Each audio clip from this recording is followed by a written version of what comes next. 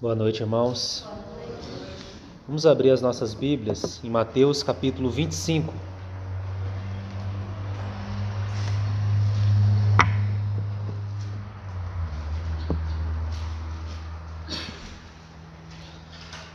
Mateus capítulo 25. Vamos ler dos versos 1 a 13.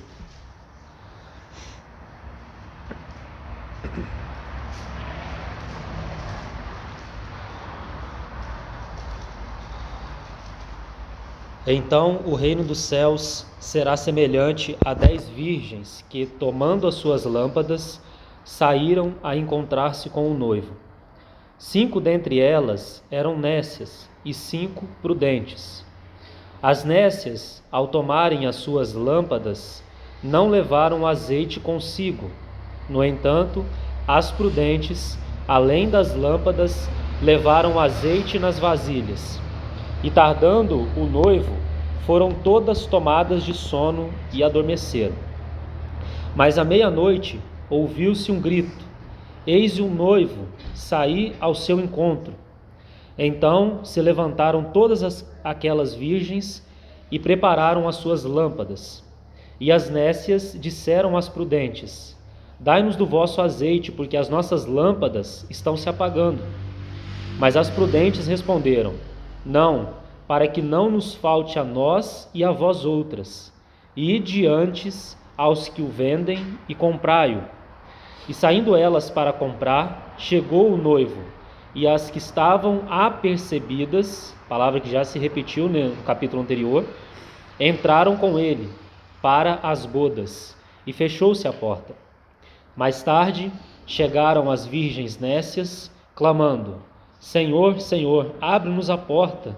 Mas ele respondeu: em verdade vos digo que não vos conheço. Vigiai, pois, porque não sabeis o dia nem a hora. Vamos ter mais uma palavra de oração. Pai, nós somos gratos ao Senhor por mais uma vez poder nos reunir para ceiarmos juntos, Senhor. Esse momento tão especial. Estamos, Senhor, nesse momento de comunhão, graças à obra do Teu Filho, Senhor. Obra perfeita, obra que nos concede acesso a essa comunhão, comunhão que não pode ser quebrada, comunhão que é eterna, baseada no sangue, Senhor. E por isso nós estamos seguros quanto a isso. Te agradecemos e celebramos, Senhor, Tua vitória. O Calvário, Senhor, representa a vitória do Senhor sobre os nossos inimigos. E nós bendizemos o Teu nome por isso. Agradecemos porque o Senhor também derramou do Teu Espírito e somos um povo habitado por Ti.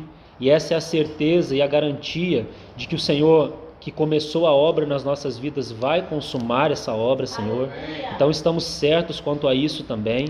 E todas essas são verdades absolutas, inegociáveis, que são ministradas na Tua mesa, Senhor. Muito obrigado pela vida de cada irmão e cada irmã que respondeu ao Senhor ao estar aqui. Que o Senhor mesmo pessoalmente ministre a cada coração, Senhor. Essa é uma promessa da Tua nova aliança, de que não iríamos precisar ensinar uns aos outros, dizendo: conhece o Senhor, porque todos me conhecerão. Então o Senhor mesmo nos ensinaria. O Senhor disse isso também nos discursos do cenáculo, em João 14:16 ali, quando o Senhor diz que quando o Consolador viesse, o Espírito Santo, Ele nos guiaria a toda a verdade, que Ele daria testemunho a respeito de quem o Senhor é. Então é confiados nisso que nós nos achegamos diante da Tua palavra, Senhor. Tu és o Mestre por excelência. E nós confiamos a Ti, Senhor, a Tua palavra, para que o Senhor nos ensine nessa noite. Obrigado por tudo, Senhor, por todas as bênçãos que o Senhor já nos deu em Teu Filho. Em nome de Jesus que nós oramos. Amém, Senhor. Amém. Então, irmãos, com a graça do Senhor, nós vamos dar o último passo, se assim o Senhor permitir, porque eu vou fazer de maneira bem breve mesmo as duas últimas parábolas que se encontram aqui no capítulo 25. Lembrando então que o nosso estudo ele partiu ali de Isaías capítulo 21, daquela pergunta, né, guarda, a que hora estamos da noite? Dessa noite que nós estamos enfrentando antes da vinda do Senhor, né? E que Paulo também vai dizer lá em Romanos capítulo 13, né?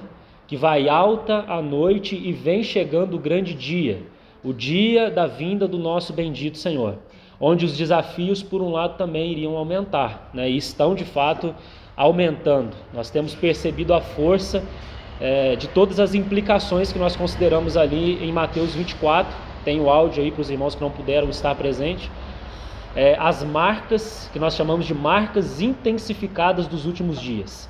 Por exemplo, o amor se esfriaria, a iniquidade iria aumentar. Isso está numa velocidade assustadora, né? Todos nós podemos ver isso de uma maneira muito escancarada, né? De tal maneira que algumas coisas vêm até mesmo a nos escandalizar de tão rápido como estão acontecendo.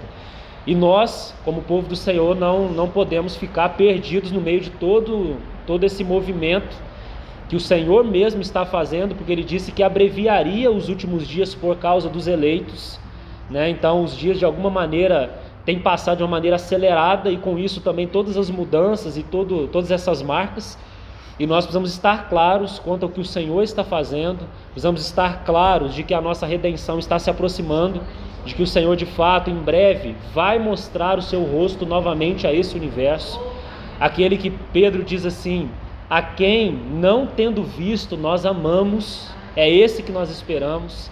Aquele que João vai dizer que aquele que tem a expectativa de ver essa face bendita e gloriosa, a si mesmo se purifica, aguardando, se preparando, apressando, diz Pedro. Sim, irmãos, nós podemos apressar a vinda do Senhor, né? Então essa é uma responsabilidade, não apenas esperar como que numa atitude passiva, mas também apressar, Pedro vai dizer, numa atitude ativa mesmo, né? Como diz Apocalipse 19, naquele contexto das bodas, tudo isso tem a ver com a parábola que nós vamos ver agora, né? Bem-aventurado aqueles que são chamados às bodas do Cordeiro, cuja esposa a si mesma já se ataviou, ela se preparou para encontrar com esse noivo, ela está em expectativa, ela não está distraída com as coisas do mundo, ela não está se adulterando, porque Tiago mesmo vai dizer que a amizade do mundo é um tipo de adultério, né?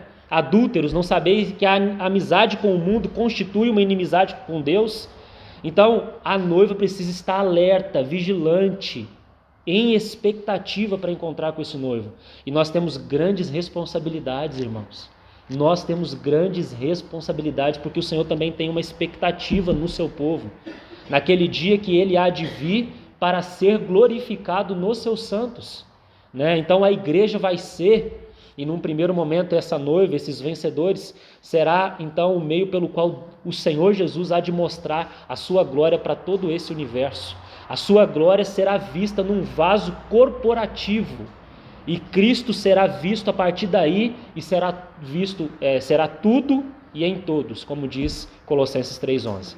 Então nós já vimos as marcas e estamos vendo as nossas responsabilidades. Apenas relembrando, no capítulo 24 nós vimos duas parábolas. Nós vimos a parábola da figueira, nós já vimos isso já, então não vou retornar, e colhemos principalmente a atitude de vigilância. Precisamos estar atentos, vigilantes para a vinda do Senhor, para que nós não sejamos pegos como distraídos, desapercebidos, né?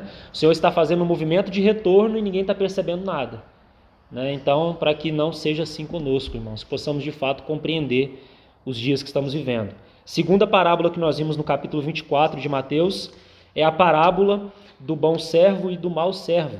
E a lição-chave que nós colhemos foi a mordomia, cuidar dos interesses do Senhor. Irmãos, aí está de fato um grande desafio, porque parece que nos últimos dias os homens, como diz Paulo, seriam egoístas, só pensariam em interesses próprios, coisas particulares, nada de se envolver com os interesses do Senhor, nada de se envolver com a vontade do Senhor, deixa isso para depois. Eu tenho o meu reino particular para edificar, eu tenho as minhas coisas para cuidar, eu tenho a minha família, eu tenho a minha casa, eu tenho o meu trabalho, eu tenho as minhas coisas, e isso é tudo que importa para mim. E parece, irmãos, que seria mais difícil ainda nos dias que nós estamos vivendo. E nós fomos a geração escolhida pelo Senhor, porque Ele é o Senhor da história. Ele é o Senhor da história. Nós estamos nessa hora porque é a vontade do Senhor. E nós precisamos compreender o que o Senhor requer de nós, irmãos. A nossa geração, assim como Ele requereu algo de cada geração que veio antes de nós.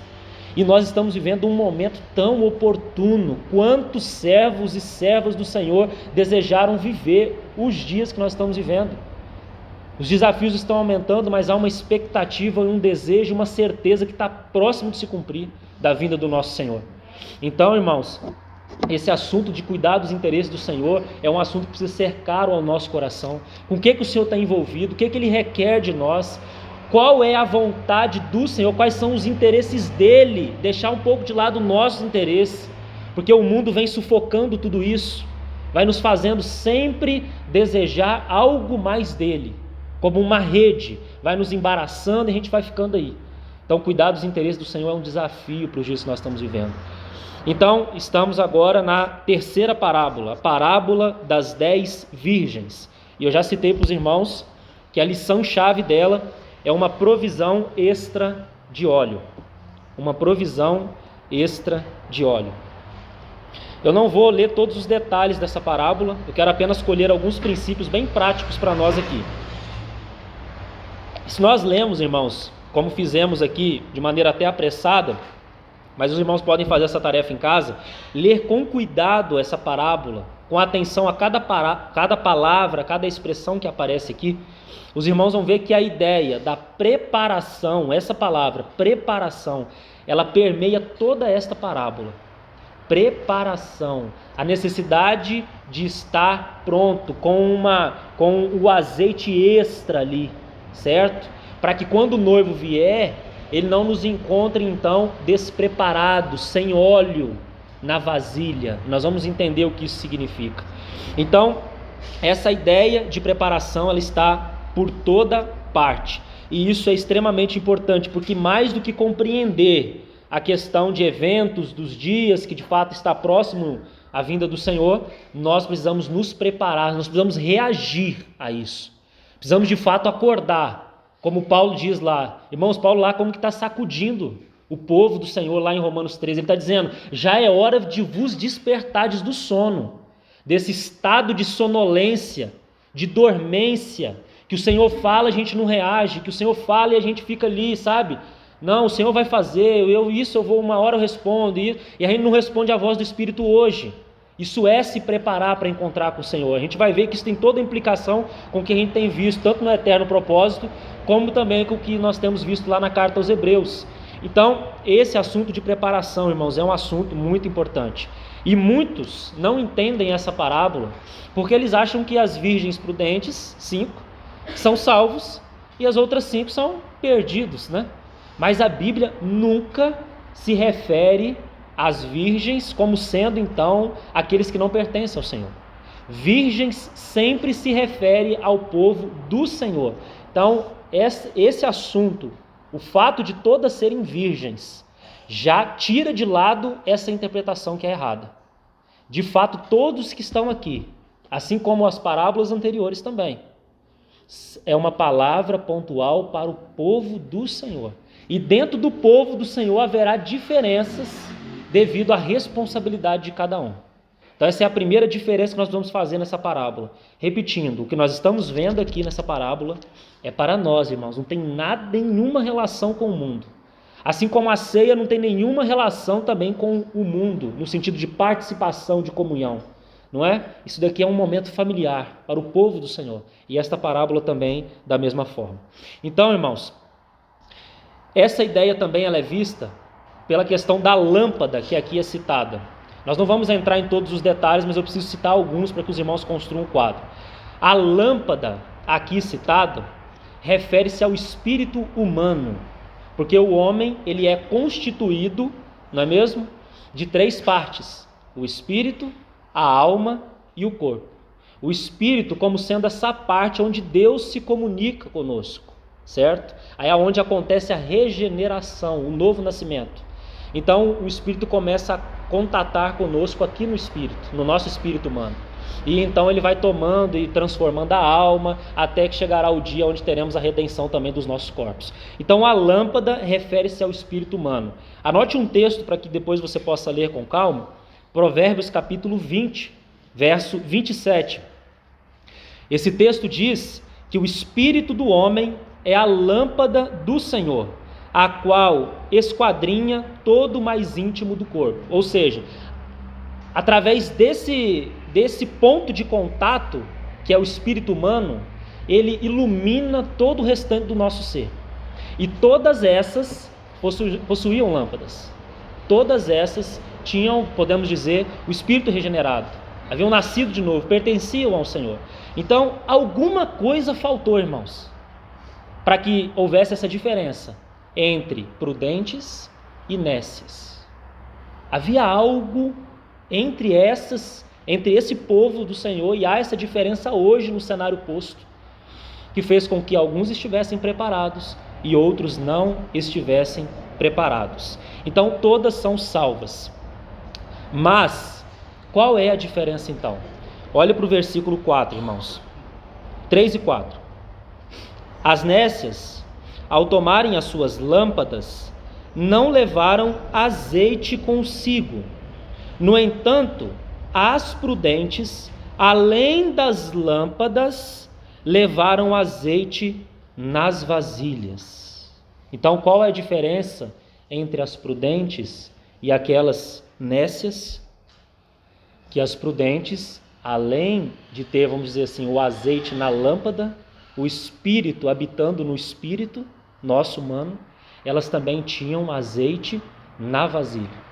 E se nós estudamos então a tipologia, o azeite ou o óleo nas Escrituras, refere-se, é uma figura clara da pessoa e da obra do Espírito Santo. Se você toma uma chave bíblica e uma concordância, vai lendo os textos onde aparece o óleo ou o Espírito Santo, ou o óleo ou o azeite, os irmãos verão que o Espírito vai lançando luz ao longo das Escrituras, e então nós chegamos à conclusão de que é uma figura clara do ministério, da pessoa e da obra do Espírito Santo. E as vasilhas, então, para que nós fechemos o quadro. Qual é o sentido, quando olhamos ao longo das Escrituras também, nós não vamos fazer essa tarefa porque não é o nosso propósito, qual é o significado das vasilhas? Então, se as lâmpadas representam o espírito humano, as vasilhas representam a alma. Então, se você ler, por exemplo, depois você pode caminhar ao longo das Escrituras, 2 Reis capítulo 4, é um texto bem interessante, né? Inclusive de um milagre que aconteceu ali. Vai dizer que enquanto havia vasilhas vazias, havia azeite enchendo aquelas vasilhas, não é mesmo? Então, irmãos, essa questão das vasilhas representa justamente o trabalho que está acontecendo hoje da salvação das nossas almas. Esse processo de transformação da nossa mente, da nossa vontade, das nossas emoções. Então, no passado, o nosso espírito foi salvo. Isso aconteceu pela graça do Senhor, quando cremos, nascemos de novo, somos dele, nunca vamos deixar de ser. A mesa é um testemunho claro disso, irmãos, porque nós estamos baseados na obra de Cristo, no ministério do Espírito Santo que habita em nós, na intercessão do nosso sacerdote nos céus. Isso nunca vai mudar. Então, quanto ao passado, nosso espírito, fomos salvos no passado. Agora, quanto à nossa alma, todos os desafios que você está enfrentando, tudo que o Senhor está falando a você, os arranjos do Senhor, tudo isso tem um alvo, irmãos: transformar a sua alma, transformar sua mente, sua vontade, suas emoções, conformar-nos à imagem do Senhor Jesus. Isso significa preparação nessa parábola. Então, irmãos, no assunto da salvação da alma, nós estudamos muito isso em Tiago. Nós temos responsabilidades, irmãos. Essa salvação, ela acontece hoje processualmente por meio, claro, sempre do agir do Senhor, em primeiro lugar. É Ele quem faz essa obra, e graças a Deus, porque é aí que está a nossa certeza de que Ele vai consumar um dia. Não sabemos os meios, as consequências de tudo que vai acontecer devido à nossa indolência, à nossa lentidão em responder, mas Ele vai completar essa obra, porque Ele não confiou isso estritamente a nós, mas Ele conta com a nossa cooperação. Então, hoje, nesse processo de salvação da alma, o Senhor conta conosco, com as nossas respostas ao falar dEle, a sua palavra que Ele tem ministrado. Então, nós estamos aqui, como estamos nessa noite, nós não estamos aqui, irmãos, perdendo tempo. Nós não estamos aqui apenas ouvindo uma boa palavra. Nós cremos estar ouvindo o Senhor, ouvindo as suas demandas e compreendendo que Ele requer de nós alguma resposta em preparação. Isso significa levar azeite na vasilha. Isso significa tomar e levar consigo o azeite, esse óleo extra, que é o enchimento do Espírito Santo. Então aqui o assunto não é só o fato do Espírito habitar em nós, mas o assunto de estarmos sendo cheios do Espírito. Aqui não é só nós estarmos em Cristo, isso é posição, isso não vai mudar, mas o quanto de Cristo que está em nós. Essa é a grande diferença entre o povo do Senhor. Então, quando olhamos isso, aí, irmãos, nós não podemos tirar as diferenças que há entre o povo do Senhor, entre aqueles que respondem o falar do Senhor e aqueles que não respondem o falar do Senhor. É por isso que Hebreus capítulo 3 vai dizer: hoje, não amanhã, irmãos, hoje, se ouvirdes a minha voz, não endureçais o vosso coração. Isso é tomar o azeite na vasilha. Isso é estar preparado. Irmãos, como estarei preparado para a vinda do Senhor? Hoje, se ouvirdes a minha voz, não endureça o vosso coração. Então a preparação, o enchimento, o levar o azeite é contínuo. Contínuo, é um processo contínuo. Nós poderíamos citar Efésios 5,18, poderíamos citar Colossenses 3,16. Nós não vamos a nenhum desses textos, irmãos. Mas percebam, irmãos, que aqui o assunto é respondermos ao Senhor, às demandas do Senhor, aquilo que Ele requer de cada um de nós. E eu quero terminar esta parábola, simples assim, para passarmos para próximos 5 minutos e concluirmos. Tiago 1,21, eu gostaria que você abrisse comigo esse texto, porque aqui está a maneira com que as vasilhas são cheias, aqui está a maneira como temos a provisão extra de óleo. Aqui temos a maneira como nossa alma é salva, não é isso? Nós estudamos essa carta, irmãos, e às vezes vale a pena recordar algumas coisas dessa carta, viu? Colhemos muitos princípios nela. Tiago 1,21, você vai se lembrar desse texto, que diz assim: portanto, despojando-vos de toda impureza e acúmulo de maldade, acolhei com mansidão a palavra em vós implantada, a qual é poderosa para salvar a vossa alma. Ou em outras palavras, olhando a parábola que estamos considerando, a qual é poderosa para encher as vossas vasilhas. Quando nós acolhemos a palavra em nós implantada, irmãos, nós estamos sendo virgens prudentes, que aguardam a vinda do Senhor. Que nós possamos ser encontrados assim, quando o Senhor retornar. Então, voltemos para Mateus 25, para nós caminharmos para a última parábola, que é a parábola dos talentos.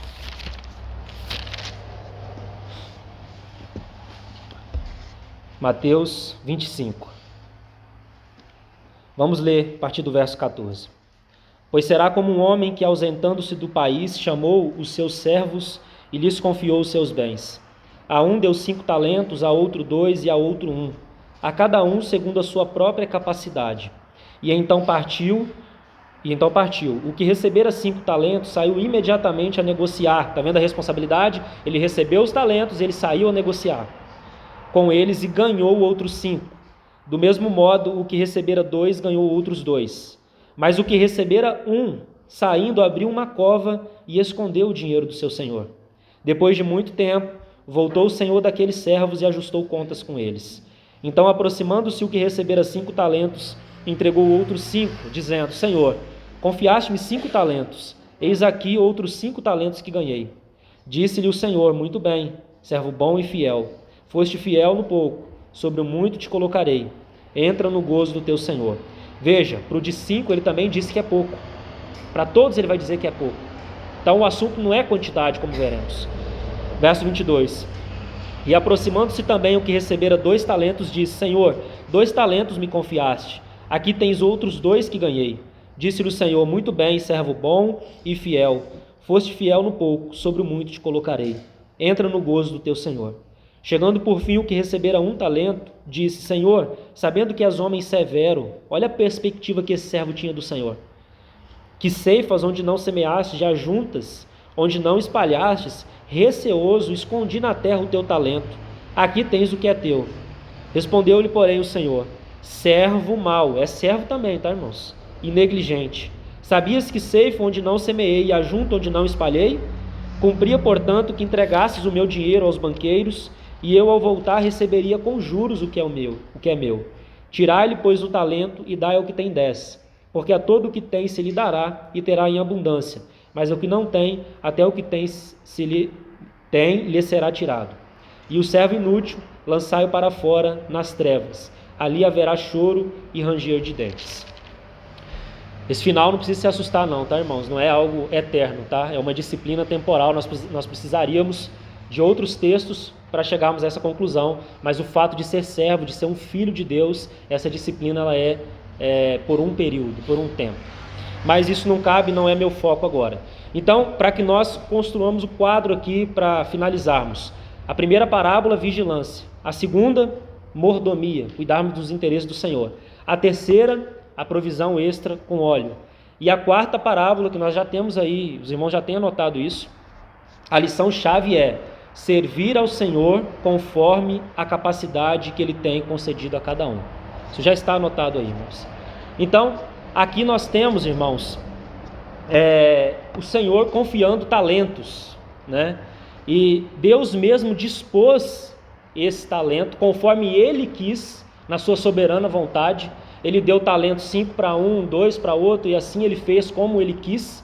Assim como 1 Coríntios 12, no assunto do corpo, o Senhor coordenou o corpo como Ele quis, colocando cada membro no seu devido lugar. Então isso, irmãos, cabe à vontade do Senhor, e nós vamos aprender a andar nesse governo, e seremos felizes por estar nesse governo, né? Então o Senhor concede talentos a todos nós, não tem nenhum que não tem talento, irmãos. Todos nós temos talentos que deveríamos negociar diante do Senhor. Ou seja, em outras palavras, o corpo deve funcionar. Cada um no seu devido lugar deve funcionar. Um não consegue preencher o que é função do outro. Fica uma deficiênciazinha, né? E o Senhor então precisa nos ensinar, não, o seu lugar não é ali, o seu lugar é aqui, a sua esfera de atuação é até aqui, preste atenção nisso, e a gente vai aprendendo a andar com o Senhor e desempenhar os talentos que Ele tem concedido a nós. Mas, irmãos, o mais maravilhoso aqui é que o Senhor não está preocupado quando Ele vem, então, porque Ele se ausenta, e podemos dizer, o Senhor hoje é um Senhor ausente, no sentido que Ele ainda não retornou. Ele não está preocupado com a quantidade de coisas que foram feitas para Ele, né? Quem tinha 5, parece que foi mais abençoado porque entregou mais 5, né? Não, o Senhor requer exatamente a medida que Ele mesmo concede a cada um. Então Ele não está preocupado com quantidade, Ele está preocupado com fidelidade. E aqui está uma palavra-chave, sim, para o assunto dos últimos dias. Fidelidade. Irmãos, é a palavra-chave. Dentro daquilo que o Senhor nos tem concedido, nós precisamos responder a Ele com fidelidade. Há 2 listas que nós poderíamos ler, mas os irmãos vão apenas anotar, para que nós não nos prolonguemos aqui. Efésios 4 e Romanos 12. Vai citar essas listas de diversos dons, talentos, né, ministérios, que são exercidos, que podem ser exercidos segundo a vontade do Senhor, e cada um tem a sua esfera para desempenhar. Agora, irmãos, o que eu gostaria de realmente enfatizar aqui é por que o Senhor Ele colocou então essa parábola aqui dos talentos no contexto dos últimos dias. Eu me fiz essa pergunta diante do Senhor, irmãos. Por que esta parábola dos talentos, como que fechando esse assunto sobre os últimos dias, né? Irmãos, parece, irmãos, que esse assunto do serviço ao Senhor e serviço aos irmãos seria um assunto bem difícil nos últimos dias. Nós encontraríamos muita dificuldade para servir o Senhor nos últimos dias. E de fato, irmãos, se nós olharmos, num contexto geral, formos sinceros diante do Senhor, nós vamos ver um desânimo tomando conta. É como que pessoas enterrando mesmo os talentos, desanimando, sabe? Senhor, o Senhor me deu, mas quando o Senhor retornar eu vou entregar exatamente o que o Senhor me deu, né? Como que é esse espírito aqui que vemos nessa parábola. Então, irmãos, parece que o povo do Senhor estaria tão assolado com tantas coisas que sentiriam dificuldades então em servir ao Senhor, se sentiriam desestimulados, desanimados, muitos escondendo talentos, e serão, porque nós ainda estamos na iminência da vinda do Senhor, serão surpreendidos quando o Senhor vier. Porque, irmãos, não se engane, Sim, nós fomos abençoados com toda sorte de bênção espiritual nas regiões celestiais em Cristo. Isso é Efésios capítulo 1. Mas a epístola não acabou no capítulo 1. Ela continua. No capítulo 4, verso 1, ela diz para nós andarmos de modo digno à vocação a que Ele nos chamou. Então, nós fomos colocados numa posição em Cristo. Essa posição nunca vai mudar. Mas há um chamado para nós hoje andarmos de acordo com essa posição que Ele nos colocou. Por quê? Porque não é só sobre nós, irmãos. O pecado fez isso. O pecado fez com que nós colocássemos tudo girando em torno do nosso umbigo. Parece que tudo é sobre nós. Não é sobre nós, é sobre Deus também obter o que Ele deseja. É sobre Cristo ser o centro de todas as coisas. E como Ele fará isso? Ele fará isso através das nossas vidas. Então, irmãos, esse assunto dos talentos é um assunto muito caro também nos últimos dias. Preste atenção, irmãos, se de alguma maneira você não tem escondido seu talento, se você não tem desempenhado aquilo que o Senhor lhe deu. Não é o que você quer e nem é o que os homens impuseram sobre você, é o que o Senhor lhe deu, sabe, aquele pouco que o Senhor te deu, que naquele dia você poderá ouvir da boca dele. Irmãos, esse é o maior galardão que tem. Esse é o maior galardão que tem. Não é a gente projeta um galardão de uma coisa, toma aqui uma coroa. Mas, irmãos, ouvir dos lábios do Senhor: muito bom, servo bom e fiel. Isso não é galardão? Isso não é tremendo ouvir dos lábios de quem é dizer isso? Irmãos, nós não merecíamos nada. Nós merecíamos o inferno, nós estávamos condenados, nós estávamos mortos, nossos delitos e pecados, nós estávamos afastados, nós éramos filhos da desobediência, andando de maneira desgarrada, né? Cometendo todo tipo de pecado, desonrando o nome do Senhor. Ele foi lá e nos buscou na nossa miséria. Ele nos buscou em nossa miséria, Ele veio onde nós estávamos, buscou-nos, salvou-nos, como diz o hino, glória ao nome seu. Mas além disso, Ele ainda nos dá, por sua graça, talentos para desempenhar, para que possa ainda nos recompensar e dizer naquele dia: muito bem, servo bom e fiel. Irmão, nós não merecíamos ouvir uma palavra dessa nunca, nem nos nossos melhores sonhos, né? Tem um irmão que fala assim: quando o Senhor dizer isso, nós vamos olhar para trás, né, para ver se é com a gente mesmo. Irmão, se o nosso espírito estiver correto, esse vai ser o sentimento mesmo. Nós vamos como que olhar para trás. Porque, irmão, se Paulo dizia, porque eu quero terminar aqui, às vezes a gente chega diante da mesa achando que nós temos algum tipo de dignidade. A dignidade é do Senhor. Por isso que não há vergonha para nós diante da mesa. Não é porque nós somos bons, é porque Ele é bom. Ele tem todo o mérito, né? Porque, irmãos, Paulo mesmo, sendo quem era, ele dizia assim: eu sou um homem miserável.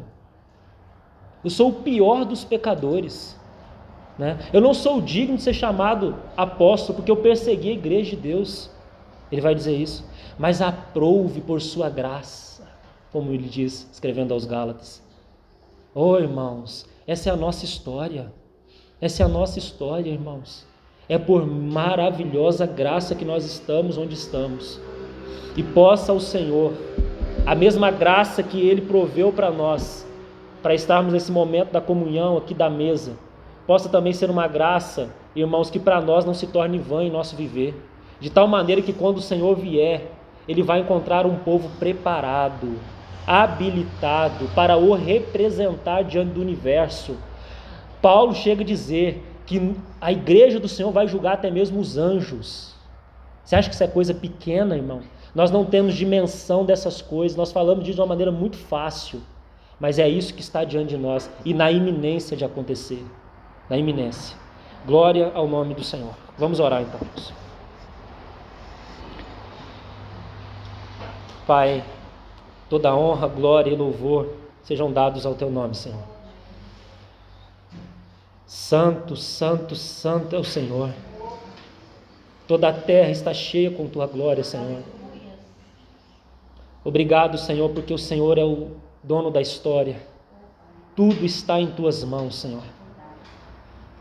Obrigado pelo privilégio que o Senhor nos concede. Desde a eternidade, Senhor, o Senhor já tendo tudo estabelecido. Um projeto, um plano perfeito, Senhor. que resultará em um fim de glória que nós não temos dimensão, Senhor. E o Senhor nos chama a participar desse momento, Senhor. Que Tu possas encontrar em nós, Senhor, virgens prudentes, preparadas, Senhor, que percebem Teus movimentos, que anseiam por encontrar-se com o noivo. De igual maneira, Senhor, que nós possamos agir com responsabilidade diante dos talentos que o Senhor nos concedeu. Eles são Teus, a nós apenas cabe a mordomia deles, Senhor, pela Tua graça, respondendo ao Senhor. E ó Senhor, é inacreditável que nós talvez um dia possamos ouvir de Tua boca, servo bom e fiel. Porque, Senhor, nós somos, de fato, quando olhamos para nós, miseráveis. Mas, por outro lado, quando olhamos, Senhor, onde estamos, onde fomos colocados, somos um povo bendito. Que haja essa balança dentro de nós, Senhor, para que nós nunca percamos a humildade, Senhor, o reconhecimento devido ao Teu nome, Senhor. Que não demos glória, Senhor, para nenhum outro tipo de coisa ou pessoa, apenas ao Teu nome, Senhor. Que nós possamos nos chegar diante da mesa, Senhor, despido de qualquer tipo de justiça própria, Senhor, confiados apenas na Tua justiça, Senhor, porque a Tua justiça é a justiça que justifica, mediante o sangue de Cristo, o pecador. Aquele que nada fez, aquele que apenas recebe, é graça sobre graça. E esses somos nós, Senhor. Obrigado, Senhor, por cada irmão e irmã. Aprofunda esse falar, Senhor, traduza. Porque sim, Senhor, eu tenho muita dificuldade. Expresse isso aos meus irmãos de uma maneira muito mais clara. Leve essa obra, Senhor, mais a fundo em nosso ser. Eu clamo a Ti, Senhor, em nome de Jesus. Amém, Senhor. Amém.